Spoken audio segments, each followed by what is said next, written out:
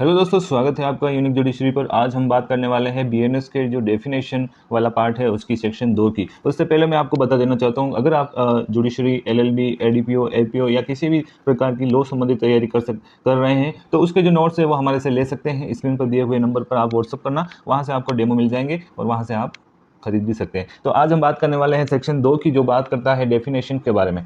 तो इस धारा में उन शब्दों का अर्थ बताया गया है जो पूरे बीएनएस में बार बार आने वाले हैं। तो सबसे पहली जो डेफिनेशन है वो है कार्य की, एक्ट। अब एक्ट क्या है? कार्यों की एक आवली उसी प्रकार द्योतक है जिस प्रकार एक कार्य का। अब इसका क्या मतलब हुआ? यानी कार्य की अभिव्यक्ति उसी प्रकार घोषित है जिस प्रकार एक कार्य का, यानी कि कार्य का मतलब है कोई काम करना, कोई एक्ट या फिर कार्य करना। जैसे कि किसी को थप्पड़ मार दिया, किसी का मोबाइल उठा लिया, किसी को धक्का देना, ये सभी क्या है? ये सभी एक कार्य है। आप इसे एक्ट, एफ और एक्ट से ट्रिक से याद कर सकते हैं, क्योंकि ये सबसे पहली डेफिनेशन है सब क्लोज 1 की। तो आप इसे भी एफ और 1 से भी इसे याद रख सकते हैं। दूसरी जो डेफिनेशन है वो जीव जंतु की है। जीव जंतु यानी कि एनिमल। मानव से भिन्न कोई जीवित प्राणी अभिप्रेत है।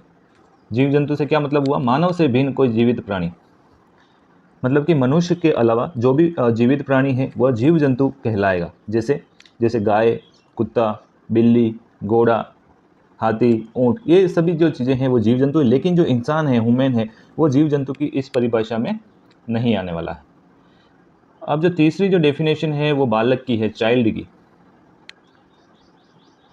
ये नई जोड़ी गई है। पहले आईपीसी में जो बालक की डेफिनेशन थी वो कहीं पर भी परिभाषित नहीं था। अब जो है बीएनएस में, यहाँ पर सब क्लोज 3 में जो है बालक को बताया गया है कि कौन बालक होगा। अब बालक से आशय है कि 18 वर्ष से कम आयु का कोई व्यक्ति अभिप्रेत है।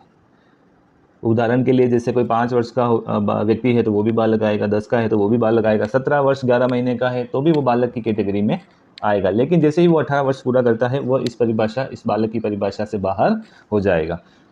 तो चाइल्ड मीन्स 18 वर्ष से कम आयु का कोई भी व्यक्ति में जैसे गर्ल हो गया, बॉय हो गया, या फिर कोई ट्रांसजेंडर है तो वो भी इसमें शामिल है। अब एक इम्पोर्टेंट जो परिभाषा है कूटकरण की, उसके बारे में बात करते हैं, जो सब क्लोज 4 में दे रखी है। इसका मतलब है कि प्रवंचना करके किसी एक चीज़ को दूसरी चीज़ के सदृश बताना। यानी कि जब कोई व्यक्ति जानबूझकर नकली दस्तावेज, नकली हस्ताक्षर या नकली प्रमाण पत्र बनाता है ताकि लोग उसे असली समझ ले, तो इसे कूट रचना यानी कि फोर्जरी कहते हैं। अब ये कैसे होती है? जैसे किसी ने नकली आधार कार्ड बना दिया, नकली आधार कार्ड बना दिया, या कोई नकली मार्कशीट बना दी, नकली किसी के साइन कर दिए, नकली वसीयत तैयार कर ली, तो इन सभी को कूट रचना कहा जाएगा। तो कूट रचना की जो डेफिनेशन है वो धारा 2 के सब क्लोज 4 में दी गई है। अब कूट रचना से संबंधित आप उदाहरण देखिए, जैसे राहुल ने नकली डिग्री बनाई और नौकरी पा ली, तो ये भी क्या हुई? एक कूट रचना हुई। किसी प्रमाण पत्र में टाइपिंग की छोटी गलती हो गई लेकिन धोखा देने की मंशा नहीं थी, तो ये जो है कूट रचना नहीं मानी जाएगी। अब देखिए, कूट रचना से संबंधित एक केस है के हासिम बनाम तमिलनाडु राज्य का। इस मामले में सुप्रीम कोर्ट द्वारा यह अभी निर्धारित किया गया कि बीएनएस की धारा 2(4) के अधीन प्रयुक्त शब्द कूटकरण का अर्थ यह नहीं है कि असल की नकल हुबहू असल की तरह हो।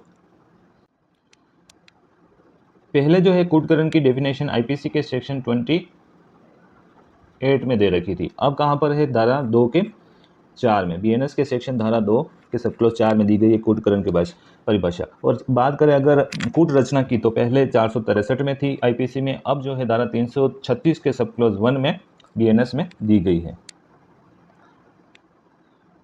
तो ये थी आज की 4 डेफिनेशन। रोज़ हम इसी तरह से छोटे छोटे वीडियोज़ में ऐसे ही सेक्शंस को इजी लैंग्वेज में डील करने वाले हैं। तो जुड़े रहिए हमारे साथ, लाइक करिए, शेयर करिए और फॉलो करिए। Thank you.